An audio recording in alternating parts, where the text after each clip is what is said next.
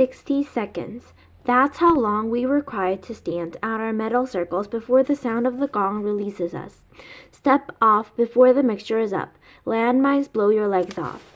60 seconds to taking the ring of the tributes, all in equidistant from the Kunokwa, a giant golden horn shaped like a cone with a curved tail, a mouth of which at least 20 feet long, spilling over the things that will give us life there in the arena. Food contains of water, weapons, medicine, garments, fire starters.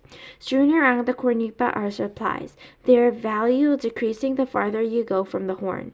For instance, only a few steps from the lies a 3-foot square of plastic. Certainly it will come to be some use in a downpour, but there in the mouth I can see the 10th pack that will protect from almost any sort of weather. If I had the guts to go in and fight for it against the other 23 tributes, which I have been instructed not to.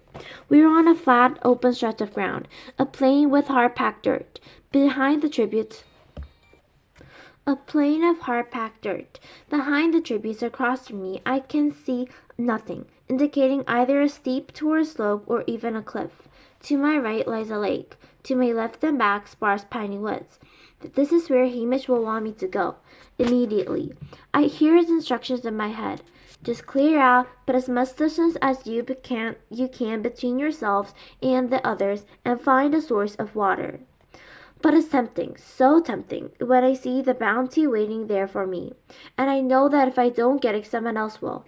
That the career tribute to survive the bloodbath will divide up most of these life-sustaining spoils. Something catches my eye. There, resting on the mound of blanket rolls, is a silver sheath of arrows and a bow. Thinking strung, just waiting to be engaged. That's mine, I think. It's meant for me. I'm fast. I can sprint faster than any of the girls in our school, although a couple can beat me in the distant races.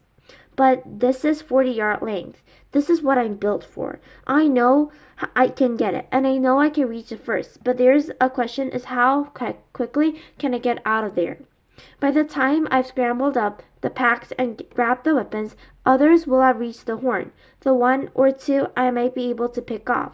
But say there's a dozen. At that close range, they could take me down first with the spears and the clubs, or their powerful fists. Still, I won't be the only target. I'm betting many of the other tributes would pass up a smaller girl, though even the one scored an 11 in training, to take out their most feared adversaries. Hamish had never seen me run. Maybe if he had he'd tell me to go for it, get the weapon, since that's the very weapon that might be salvation. And I see one boat in the whole pile. I know the minutes must be almost up, and we'll have to decide what strategy will be, and I find myself positioning my feet to run, not away from the surrounding forest, but toward the pile, toward the bow. When suddenly I notice Petra, and he's about 5 tributes to my right. Quite a far distance, still I can tell he's looking at me, and I think he might be shaking his head. But the sun's in my eyes, and while I'm puzzling over, the gong rings out, and I missed it. I missed my chance, because those extra couple of seconds I've lost by not being ready are enough to change my mind about going in. My feet shuffle for a moment, confused at the direction my brain wants to take. Then I lunge forward, scoop a sheet of plastic and a loaf of bread. The pickings are so small, I'm angry with Peter for distracting me. There's been 20 yards to retrieve the bright orange backpack that holds anything, because I can't stand leaving with virtually nothing. A boy, I think from District 9, reaches the pack at the same time I do. For a brief time we grapple for it, and then he coughs, splattering my face with blood. I stagger back, repulsed by the warm, sticky spray. Then the boy slips to the ground. That's when I see a knife in his back. Already the other tributes have reached the cornupia and are spreading out to attack. Yes, the girl from District 2, 10 yards away, running toward me, one hand clutching a half-dozen knives. I've seen her throw in training. She never misses. And I'm her next target. And general fear I've seen filling condenses into immediate fear of this girl, this predator, who might kill me in seconds. Adrenaline shoots through me as I sling the pack over one shoulder and run full speed for the woods. I can hear the blade whistling through me and reflexively hike the pack up to protect my head.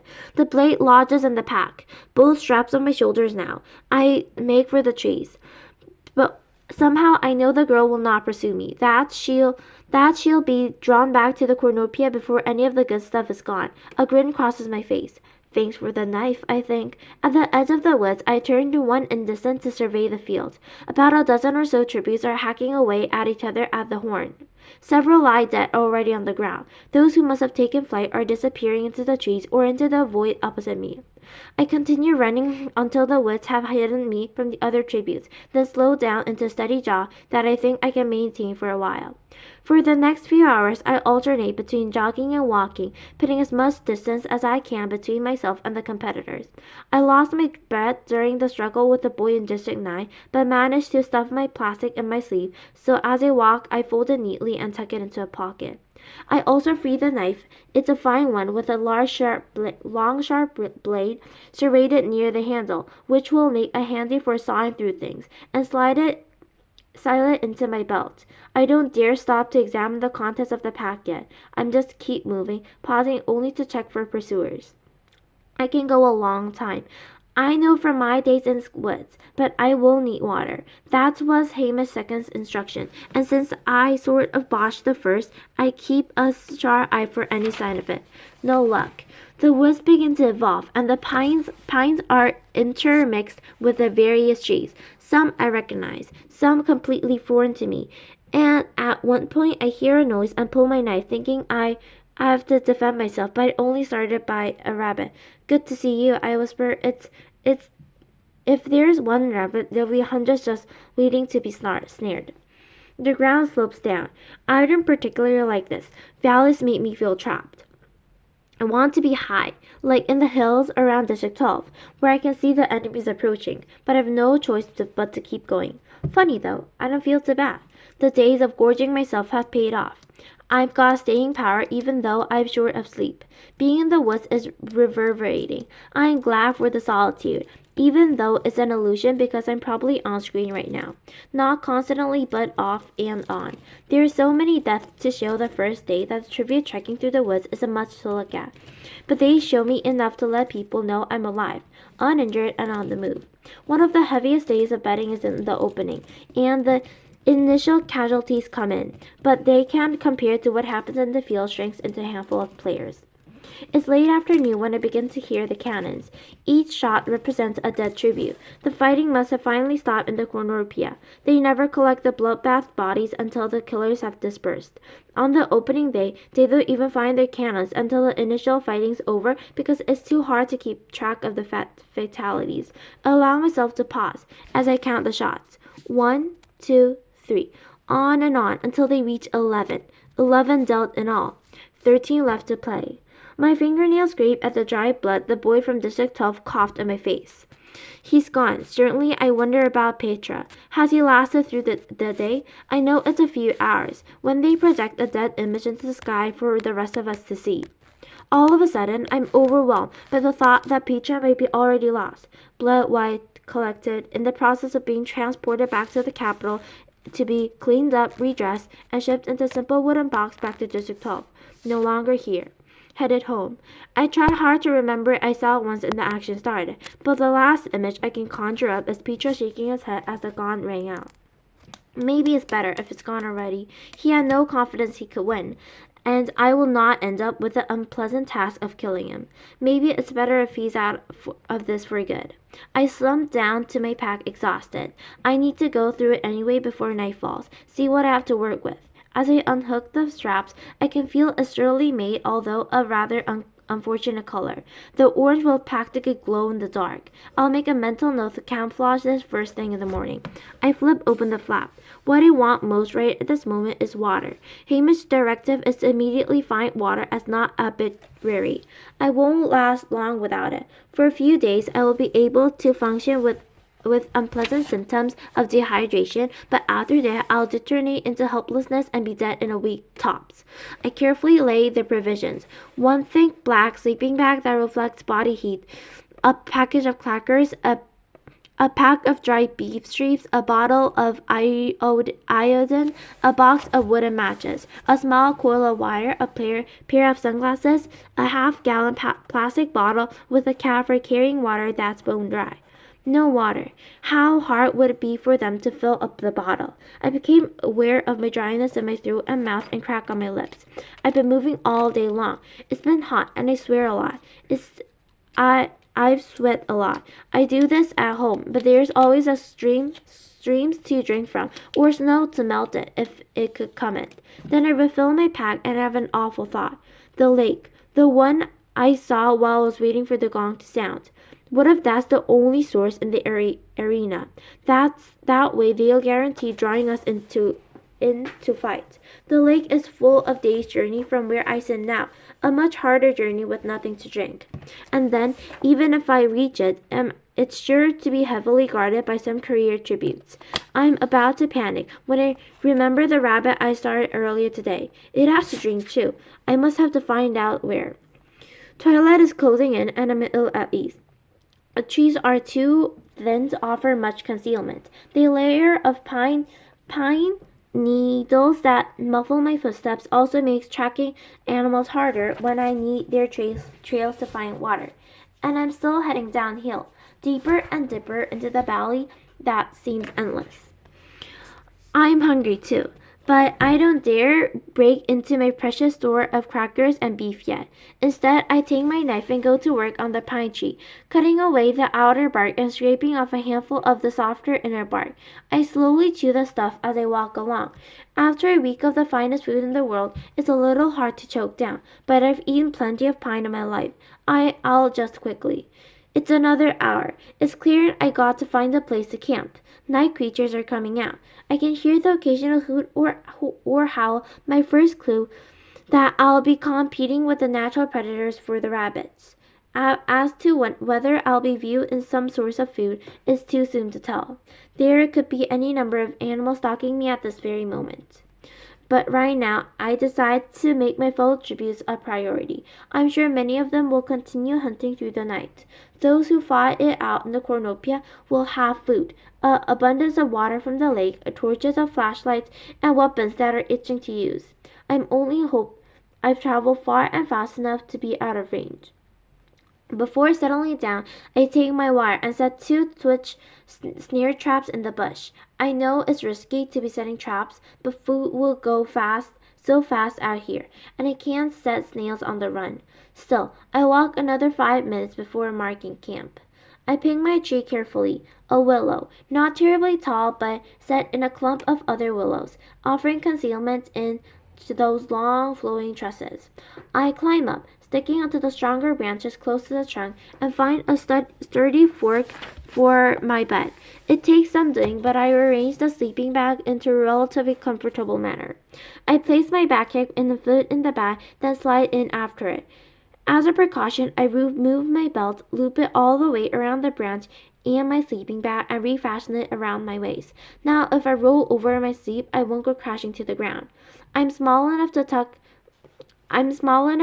the top of my back over my head, but I can put on my hood as well. As night falls, the air is cooling quickly. Despite the risks I took in getting the backpack, I know it was the right choice. The sleeping bag radiating back and preserving my body heat will be invaluable. I'm sure there are several other tributes whose bigger concern right now is to stay warm, whereas I may be actually be getting a few hours of sleep. If I wasn't so thirsty. Night has just come when I hear the anthem that precedes the death recap. Through the branches, I can see the seal of the capital, who seems to be floating in the sky. I'm actually viewing another screen, an enormous one, that's transported by one of the disappearing hovercraft. The anthem fades out of the sky, and the sky goes dark for a moment. At home, we'll be watching full coverage of each and every killing, but that's thought to give unfair advantage to the living tributes. For instance, if I got hands on the bow and shot someone, the secret will be revealed to all. And here in the arena, we'll see all the same photographs they show when they television our training scores. Simple headshots, but now instead of scores posted by district numbers, I'll take a deep breath as the faces of 11 dead tributes begin to tick off one by one on my fingers. The first appears to be a girl from District 3. That means the career tributes from 1 and 2 have all survived. No surprises there. Then a boy from 4. It didn't expect that one. Usually all the careers make it through the first day. A boy from 5. I guess the fox face girl made through it. Both tributes from 6 and 7, the boy from 8, both from 9. Yes, there's a boy who I fought in the backpack. I run through my fingers, but one more dead tribute has to go, is it? Go to. Is it Petra? No, it's the girl from District 10. That's it. The capital seal is back, and the final musical flourish. Then darkness and the sounds of forest resume. I relieve Petra's alive. I tell myself again that if I get killed, his winning will benefit my mother and Prem the most. This is what I tell myself to explain the complicating feelings arise when I think of Petra. The gratitude that he gave me an edge by professing his love for me in the interview. The anger that is at a superiority on the roof. The dread that we may come face to face in any moment in this arena. 11 dead, none of which from District 12. I tried to work out who's left. 5 career tributes. Foxface, Thresh, Rue. So she made it through the first day after all. I can't help feeling glad. That makes 10 of us. The other 3 I'll figure out tomorrow. Now when it's dark, I have traveled far, and I'm nestled high in this tree. Now I must try and rest. I haven't already slept in 2 days, and then there's have been the long day's journey into the arena. Slowly, I allow my muscles to relax, my eyes to close. The last thing I think is lucky I don't snore. Snap! The sound of breaking branch wakes me up. How long I've been asleep? 4 hours? 5? The tip of my nose is icy cold. Snap! Snap! What's going on? This is not the sound of a branch under someone's foot, but the sharp crack of someone coming from a tree. Snap! Snap! I judge it to several yards to my right. Slowly, noiselessly, I turn myself in that direction. For a few minutes, there's nothing but blackness and some scuffling. Then I see a spark and some small fire begin to bloom. A pair of hands warm over the flames, and I can't make more than that. I bite my lip not to scream every soul name I know at the fire starter. What are they thinking? A fire lit just at nightfall would be one thing. Those who battled at the Cornopia, they have superior strength and surplus of supplies. They couldn't possibly be near enough to spot flames then. But now they're probably combing the woods for hours looking for victims. You might as well be waving a flag and shouting, "Come and get me." And here I am, a stone's throw away from the biggest idiot in the games, strapped in a tree, not daring to flee since my general location has been broadcast to any killer who cares.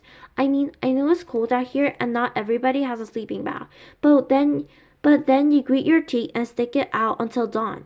I lie smoldering in my bed until the next couple of hours, really thinking that if I can get out of this tree, I won't have to at least problem taking out my new neighbor. My instinct has to be to flee, not flight. But obviously this person is a hazard. Stupid people are dangerous, and this one probably doesn't have much in the way of weapons while I got this excellent life.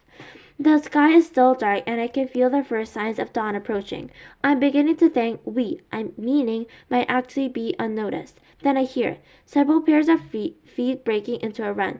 The fire starter must have dozed off. They're on her before she can escape. I know it's a girl now. I can tell by the pleading, the agonizing scream that follows. Then there's laughter and congratulations from several voices. Someone cries out, 12 down and 11 to go, which gets around appreciative hoots. So they're fighting in a pack. I'm not really surprised. Often alliances are formed in the early stages of the games. The strong band together to hunt down the weak, then, when the tension becomes too great, begin to turn on one another. I don't have to worry too hard who has made this alliance. It's the remaining career tributes from District 1 to 4. Two boys and 3 girls, the one who lunched together. For a moment, I hear them checking the girl for supplies. I can tell by their comments they found nothing good. I wonder if the victim is Rue, but quickly dismiss the thought. She's much too bright to be building a fire like that. Better clear out so they can get the body before it starts stinking. I'm certain that the British boy from District 2. That's the murmurs of assent, and then, to my horror, I hear the pack heading toward me. Then they do not know I'm here. How could they? Am I well concealed in clumps of trees? At least while the sun stays down. Then my black sleeping bag will turn to camouflage to trouble. Then, if they keep moving, they will pass me and be gone in a minute. But But the couriers stop in the clearing about 10 yards away from my tea. They have flashlights, torches. I can see an arm here, a boot here.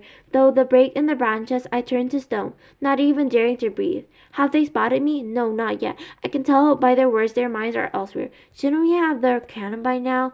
I say yes. Nothing to prevent them from going in immediately, unless she isn't dead. She is dead. I stuck her myself. Then where's the cannon? Someone should go back. Make sure the job's done. Yeah, we don't want to have to track her down twice. I said she's dead. An argument breaks down until one tributes silence the others. We're wasting time. I'll go finish her and let's move on. I almost fall out of the tree. The voice belongs to Petra.